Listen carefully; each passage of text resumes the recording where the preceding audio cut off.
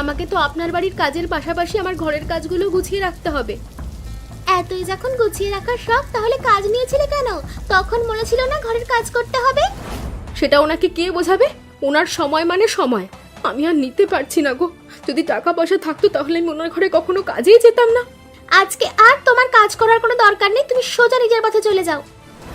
মানে ছোট লোক সাপের 5 পা দেখেছে, আর সেই 5 পায়ের 5টা লাথি খেলে কেমন লাগে সেটা আমি তোমাকে এখন দেখাবো। সেই লাথি খাওয়ার আগে এখান থেকে চলে যাও।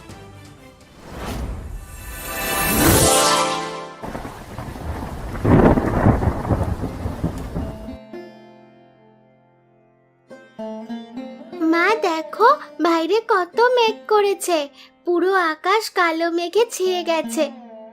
তাতে তোর কি? তুই দরজায় দাঁড়িয়ে আছিস কেন? তাড়াতাড়ি ঘরে এসে বস, বিদ্যুৎ চমকাচ্ছে, দেখতে পাচ্ছিস না? বিদ্যুৎ চমকালে আমার কি, আমি তো এখন বাইরে যাব। বাইরে যাবি মানে? তোর মাথা ঠিক আছে? দেখতে পাচ্ছিস না বাইরে ঝড় বৃষ্টি হবে? আমি আর কি বলবো, তুমি তো তোমার মেয়েকে ভালোভাবেই চেনো। তোমার মেয়ে কি কারোর কথা শুনবে? শুনবে না কেন? এ কেমন মেয়ে জন্ম দিয়েছি আমি? মা বাপ কারোর কথা শোনে না। এখন আমার দোষ হয়ে গেল? জন্ম তো দিয়েছো তুমি। উফ, তোমরা থামো তো, আমাকে বড় একটা ব্যাগ দাও, আমি ব্যাগ ভর্তি করে আজকে আম কুড়াবো। এত আমের দরকার নেই বাবা, কোথায় আবার পড়ে থাকবি, কোন বিপদ ঘটবে, বাইরে যাওয়ার দরকার নেই। তুমিও না মা, তুমি বারণ করলে আমি ঘরে থাকবো নাকি? ব্যাগ দিচ্ছ না তাতে কি হয়েছে? আমি এমনিতেই অনেক আম আনতে পারবো, গেলাম আমি। আরে দাঁড়া, শোন, দেখলে তুমি তোমার মেয়ের কাণ্ডটা? তোমাদেরকে নিয়ে না আমি আর পারি না।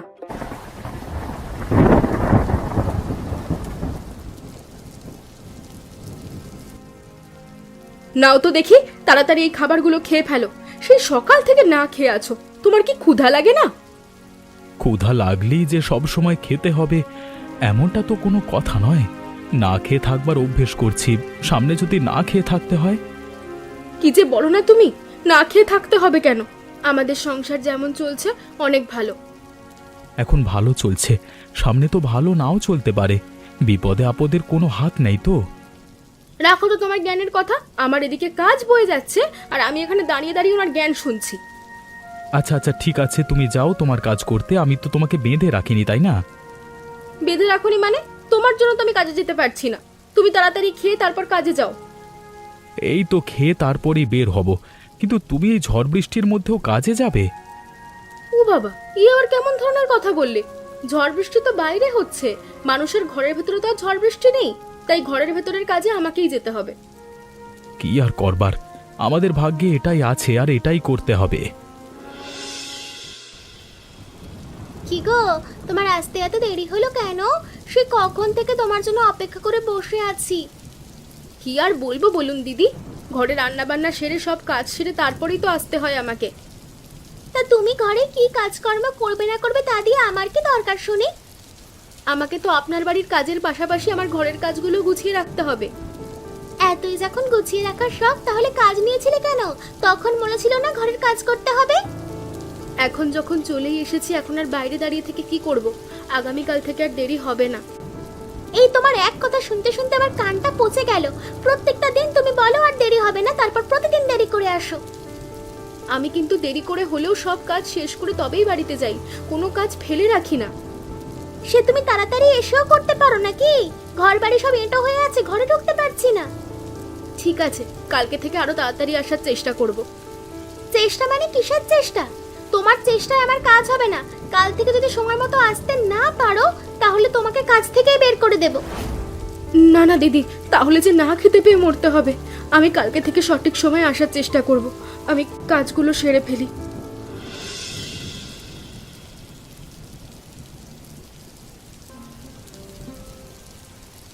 এই তোর বাড়ি আসার সময় হলো? এতক্ষণ ছিলি কোথায় তুই? এই যে এত ঝড় বৃষ্টি গেল, তোর একটু ভয় লাগলো না? ভয় লাগবে কেন? ঝড় বৃষ্টির কাজ ঝড় বৃষ্টি করেছে, সেখানে আমি ভয় করে কি করব? আমি তো মনের সুখে আম কুড়িয়েছি। এই যে প্রতিদিন এত আম কুড়িয়ে ঘরের ভেতরে ফেলে রাখিস, তা কেন বলতো? ওসব তুমি বুঝবে না মা, আম খেতে তো মজা নয়, আম কুড়োতেই মজা।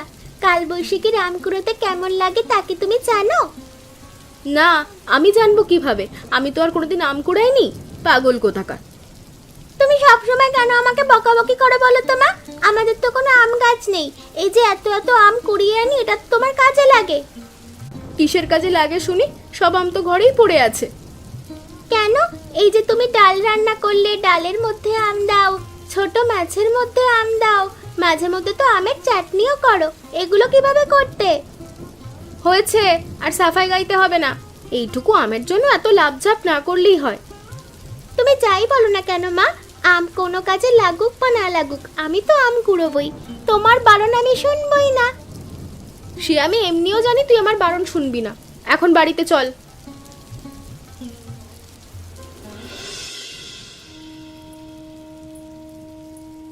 এভাবে আর কতদিন চলবে বলো তো? ঝড় বৃষ্টিতে ঘর একদম ভেঙে যাবে যাবে অবস্থা। আমি কিন্তু আর সামলাতে পারছি না। আমি বা কি করব বলো? দোকানে বলেছিলাম আমাকে একটু বেশি পয়সা দেওয়ার জন্য, তা দিতে রাজি হলো না। রাজি হবেই বা কিভাবে? ঝড় বৃষ্টির যে অবস্থা, দোকান তো মানুষজন তেমন আসা যাওয়াও করে না। সেটা তো ঠিকই বলেছ তুমি।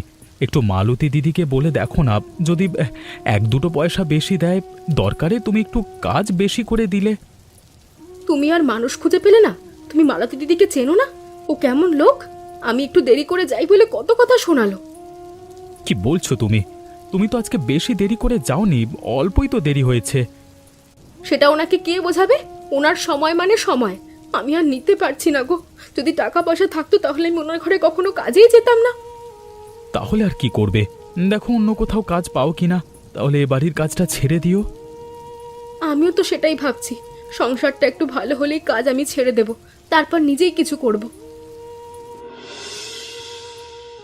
এই যে নবাবের বেটি, তোমার আসার সময় এখন হয়েছে?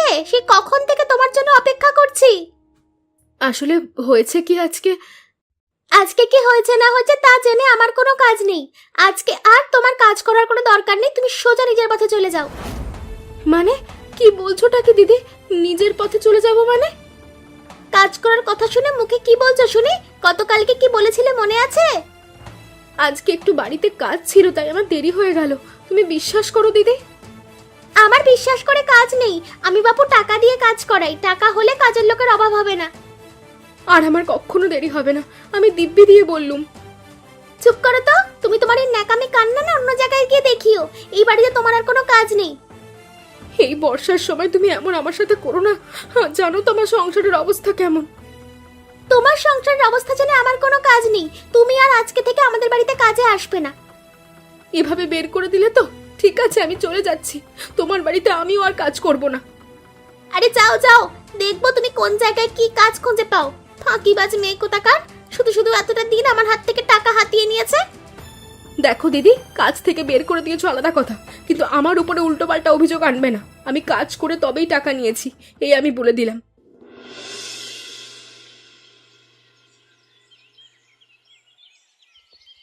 কি হলো মা, তোমার শরীর খারাপ নাকি?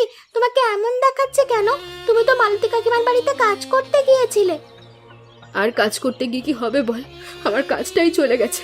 মালতী দিদি আমাকে কাজ থেকে বের করে দিয়েছে। কাজ থেকে বের করে দিয়েছে মানে? কি বলছো কি তুমি? তুমি তো কিছু করোনি, তোমাকে বের করে দেবে কেন? এই যে প্রতিদিন আমি দেরি করে কাজে যাই, এই কারণেই বের করে দিয়েছে। এখন যে সংসারটা কিভাবে চলবে? সবকিছু আমার দোষে মা। তুমি প্রত্যেকটা দিন সকালে আমাকে কাজে সাহায্য করতে বলে তোমার দেরি হয়েছে, কিন্তু আমি কি করি বলো? তুই ছোট মানুষ, তুই কি আর কাজ করবি বল? তোর দোষ নয় রে, দোষ আমার কপালের। না হলে কি আর এরকম হয় এমন বর্ষাকালে? তুমি চিন্তা করো না, আমি মালতী কাকিমার কাছে গিয়ে তোমার কাজের ব্যবস্থা করব। খবরদার, এই কাজ তুই ভুলেও করবি না। এবার অন্য জায়গায় কাজের ব্যবস্থা করতে হবে।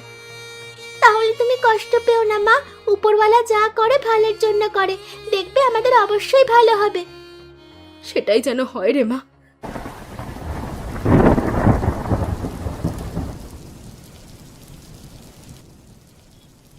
পূজা, এত রাত অব্দি তো কখনো তোর বাবা বাইরে থাকে না। এতক্ষণে তো বাজারের দোকানপাট সব বন্ধ হয়ে গেছে। আমিও তো সেটাই ভাবছি, আমার খুব ঘুম পেয়েছে। বাবাও আসছে না, আমি ঘুমাতে পারছি না। ব্যাপারটা কি হলো বলতো? তোর বাবা গেল কোথায়? আজকে দোকানে বেশি ভিড় নাকি? কি যে হলো না মা, বাইরে ঝড় বৃষ্টি হচ্ছে, একটা কাকপক্ষীও বেরোচ্ছে না, আর তুমি ভিড়ের কথা বলছো। তাহলে গেল কোথায় লোকটা? আমার তো চিন্তা হচ্ছে, কিছু বুঝতেও পারছি না। মা, আমরা কি একবার এগিয়ে গিয়ে দেখবো বাবা কোথায়? না হলে এভাবে আর কতক্ষণ আমরা বসে অপেক্ষা করব? কথাটা তুই মন্দ বলিসনি, আমারও মনে হচ্ছে তোর বাবার কোনো বিপদ হয়েছে। চল তুই আর আমি বরং এগিয়ে গিয়ে দেখি। কিন্তু কোন রাস্তায় যাব? বাবা কোন রাস্তা ধরে বাড়িতে ফিরেছিল সেটা তো আমরা জানি না। আর এদিকে আকাশের অবস্থাও তো ভালো নয়। এই ভেবে বসে থাকলে তোর কাজ হবে না। আগে বাইরে চল, একটা রাস্তা খুঁজে দেখি, সেখানে না পেলে অন্য রাস্তায় যাব। ঠিক আছে মা, তাহলে আমি হ্যারিকেনটা নিচ্ছি, তুমি ভালো করে দরজাটা বন্ধ করো। ঠিক আছে, তুই এগো, আমি তোর পেছনেই আছি। কেউ আছো? কেউ আছো? আমাকে বাঁচাও, আমি এখানে আটকে গেছি। এই গাছ কেউ সরিয়ে দাও, আমি বাড়ি বাড়ি ফিরবো। মা, মনে হচ্ছে কেউ কথা বলছে। ঠিক কথা বলছে না, কেউ মনে হচ্ছে ডাকছে। শব্দটা কোথায় হচ্ছে বলো তো? ঠিক বলেছিস, আমিও অনেকক্ষণ ধরে খেয়াল করেছি, কেউ মনে হচ্ছে কোনো বিপদে পড়েছে। সামনে থেকেই তো আওয়াজ আসছে, চল তো সামনে গিয়ে দেখি। মা, লোকটাকে কেমন চেনা চেনা মনে হচ্ছে না? অন্ধকারে ঠিক দেখা যাচ্ছে না। বাবা মনে হচ্ছে, একটু ভালো করে দেখো তো। কি বলছিস কি তুই? তোর বাবা হতে যাবে কেন? তোর বাবার বিপদ হয়েছে, এটা হতে পারে না। আমি ঠিক ভেবেছি, এটা তো বাবা। মা দেখো, বাবা কি করে পড়ে আছে। বাবার পায়ের ভেতরে গাছের ডাল গেঁথে আছে, বাবা উঠতে পারছে না। হুগো, তুমি এইভাবে এখানে পড়ে আছো আর তোমাকে আমরা কোথায় কোথায় খুঁজছি। তোমরা তোমরা এসেছো? আমি তো ভেবেছিলাম এখান থেকে আমি মুক্তি পাবো না। সে সে কখন থেকে এখানে পড়ে আছি, একটা লোকজনও নেই। তুমি চিন্তা করো না, আমরা চলে এসেছি, তোমাকে বাড়ি নিয়ে যাব। পূজা, গাছটা আমার সাথে ধরতো।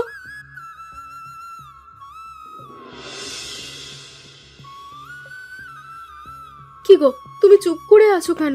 কিভাবে কি হয়েছে একটু বলো। কি আর বলবো গিন্নি, আমি ভাবছি অন্য কথা। তোমার কাজও চলে গেল, আমার পায়ের এই অবস্থা। এখন সংসারে আমাদের আমাদের সংসার চলবে কিভাবে? তোমার পায়ের এই অবস্থা আর তুমি সংসারের কথা ভাবছো? ওগো, কাজ না থাকলে কি আমরা না খেয়ে মরে যাব? সংসারের যে অবস্থা এখন দেখছি, তাতে না খেয়ে মরে যাওয়ার উপক্রম হবে। আমি কিছুই বুঝতে পারছি না কি করব। তোমাকে কিচ্ছু বুঝতে হবে না আর করতেও হবে না, তুমি সবকিছু আমার উপরে ছেড়ে দাও তো। তুমি একার কত দিক সামলাবে? আর এইদিকে তোমার কাজও তো ঠিক নেই। কাজ থাকলে না হয় এক কথা ছিল। কাজ নেই, কিন্তু আমি তো মরে যাইনি। আমি যতদিন বেঁচে আছি আমার সংসারে কিচ্ছু হতে দেব না আমি। এটা কিভাবে হয়? আমি তোমার উপর সব ছেড়ে দিতে পারি না। আমি এভাবে বসে থাকতে পারি না। আমি এই পা নিয়েই কালকে থেকে কাজে যাব। পাগল হয়ে গেছো তুমি? এই পা নিয়ে কালকে থেকে কাজে গেলে এই পায়ে জল কাদা লাগবে, তারপর আরো বড় বিপদ হবে। তাহলে আমি এখন কি করব? বললাম তো তোমাকে কিছু করতে হবে না, যা করার আমি করব। আমি থাকতে তোমাদেরকে না খেয়ে মরতে হবে না, কয়েকটা দিনেরই তো ব্যাপার। এখন তুমি ঘুমাও তো। এই আচার আছে গো, আচার। 1 টাকা 2 টাকার আচার পাওয়া যাচ্ছে। আচার যারা যারা খাবে তাড়াতাড়ি চলে এসো, আচার আছে আচার। ও আচারওয়ালা কাকু, তোমার কাছে কি কি আচার আছে গো? তুমি আচার খাবে? তুমি কি আচার খাবে আমাকে বলো, আমি বের করে দিচ্ছি। আগে বলো তোমার কাছে কি কি আচার আছে, আমার যেটা পছন্দ হবে ওটাই খাবো। এই তো, আমার কাছে তেঁতুলের আচার আছে, আমের আচার আছে, বড়ইয়ের আচার আছে।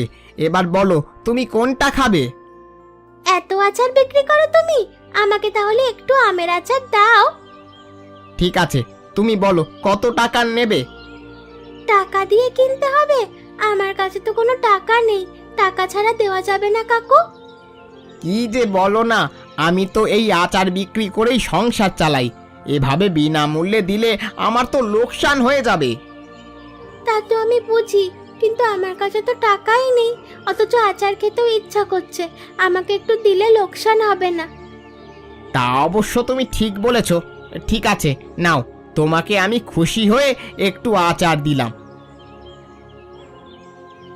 তুমি অনেক ভালো কাকু, তুমি এই সারা গ্রামে ঘুরে ঘুরে আচার বিক্রি করো। কত টাকা লাভ হয় গো? এখন তো বর্ষার সময়, এখন ভালোই লাভ হয় আচারের সময়। তার উপরে আবার আমেরও যোগান রয়েছে। ভালোই তো। আচ্ছা, তুমি যখন আবার এদিকে আসবে তখন তোমাকে পয়সা দিয়ে দেব। কিরে, তুই আচার খাচ্ছিস? কিন্তু আচার কোথায় পেলি? তোর কাছে টাকা ছিল, আমাকে বললি না কেন? কি যে বলো না মা, আমার কাছে টাকা আসবে কোত্থেকে? একটা পয়সাও নেই আমার কাছে। তাহলে তুই আচার কোথায় পেলি? আরে কাকুটাকে বললাম, ও আমাকে খুশি হয়ে দিল। এভাবে বিনামূল্যে ব্যবসায়ীদের থেকে খেতে হয় না, তাতে ওদের লোকসান হয়, জানিস তো? আমি জানি, আমি বলেছি পরে আসতে আমি টাকা দিয়ে দেব। আচ্ছা মা, আমরা আচার বানাতে পারি না? পারবো না কেন, অবশ্যই পারি, চেষ্টা করলেই বানাতে পারি।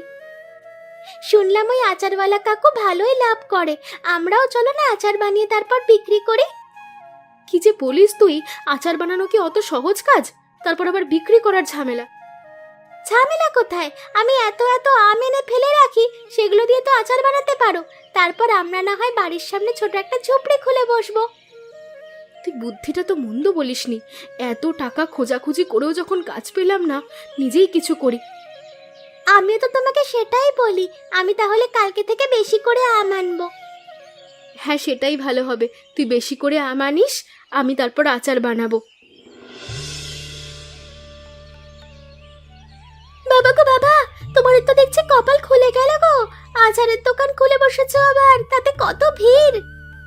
সবকিছুই আপনাদের আশীর্বাদ দিদি, আপনাদের আশীর্বাদ না থাকলে এত দূরে আসতে পারতাম না। ঠিক কথাই বলেছো, আমি ভাবছিলাম তোমাকে কাজে নেওয়ার কথা, তুমি বরং কালকে থেকে আমাদের বাড়িতে কাজে এসো, বুঝলে? না গো দিদি, এখন আর তোমাদের বাড়িতে কাজ করব না, তোমাদের বাড়িতে কাজ করে পোষায় না, বুঝলে তো? তোমরা মানুষকে মানুষ বলেই মনে করো না। কি সব বলছো? আমি কিন্তু তোমাকে কাজের কথা বলছি, ভালো টাকাও আসবে। শুনলাম গোপালের তো কাজ নেই। তোমাকে আমি বলেছিলাম না নিজেই কিছু করে দেখাবো, এবার দেখলে তো, এটা দিয়েই আমাদের চলে যাবে, তোমার বাড়িতে কাজে যেতে হবে না। সবই বুঝলাম, ব্যবসা শুরু না করতে করতে অহংকারে মাটিতে পা পড়ছে না, তবে এই অহংকার বেশি দিন থাকবে না। এই অহংকার যতদিন থাকবে ততদিন না হয় মাটির ওপরেই চলি, যখন থাকবে না তখন তোমার দুয়ারে যাব না। ছোট লোক সাপের 5 পা দেখেছে, আর সেই 5 পায়ের 5টা লাথি খেলে কেমন লাগে সেটা আমি তোমাকে এখন দেখাবো। সেই লাথি খাওয়ার আগে এখান থেকে চলে যাও। গিন্নি গো, ব্যবসা তো ভালোই চলছে গো। এভাবে ব্যবসা চলতে থাকলে আগামী মাসে আরো একটা দোকান দিতে পারবো। এত দোকান যে দেবে, তোমার মেয়ে এত আম আনতে পারবে? মেয়েটার আম আনতে বড্ড কষ্ট হয়, এই কষ্ট আমি আর দেখতে পাচ্ছি না। কি যে বলো না মা, আমার আবার কিসের কষ্ট? আমি তো এখন ভালোভাবে তোমাদের বকাবকি ছাড়াই আম কুড়োতে পারি। পূজাকে আর কষ্ট করতে হবে না, পূজা যা আম আনতে পারবে তাই আনবে, বাকিটা আমরা কিনে আনবো। কিন্তু কিনতে তো পয়সা লাগবে, এতদিন তো বিনামূল্যে বানিয়েছি। ব্যবসা করতে হলে একটু খরচ করতেই হয়, না হলে ব্যবসায় লাভ হয় না। আমি ভাবছি এখন থেকে এই ব্যবসাই করব। কিন্তু এই কাল বৈশাখী চলে গেলে কি করবে? আমের দিন তো তখন থাকবে না।